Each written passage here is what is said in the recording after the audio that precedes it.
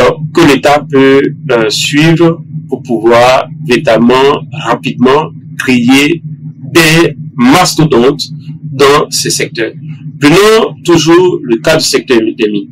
Alors, si vous prenez le secteur des mines, vous avez la phase d'exploration, la phase de construction, la phase d'exploitation et même la phase de réhabilitation. Alors, à chaque phase, il suffit que l'État fasse en sorte que des compagnies locales, donc il ne s'agit pas de dire d'une compagnie installée en Côte d'Ivoire, il peut y avoir une société installée en Côte d'Ivoire, mais le capital est à 90%, 99% détenu par une entreprise étrangère. Je ne parle pas de cela. Je parle des entreprises dont le capital est détenu par les locaux. Alors, ce genre d'entreprise, l'État peut dire, OK, prenons par exemple le cas de l'exploration. L'État peut créer une entreprise ou encourager une entreprise ivoirienne à être une mastodonte dans tout ce qui est fourrage.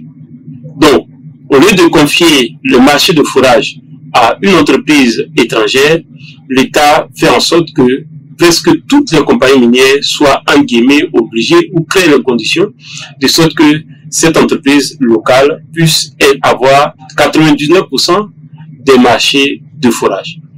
Ça peut être par exemple la construction d'une mine. Aujourd'hui, 99% des marchés de construction d'une mine dans nos États, et ces constructions-là sont confiées à des multinationales sur la base du fait que les sociétés locales n'ont pas la compétence.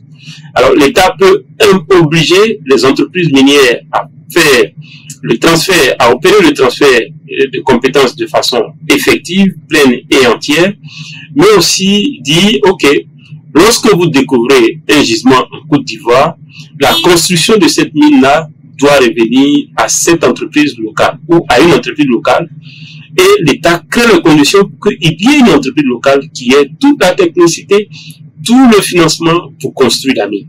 En ce moment, les milliards qui sont dépensés dans ce secteur pour la construction de la mine, au lieu que cela soit confié à une multinationale, cette construction de cette mine-là va être confiée à une société locale, et donc la richesse créée, la richesse générée va rester sur place, va rester au plan local.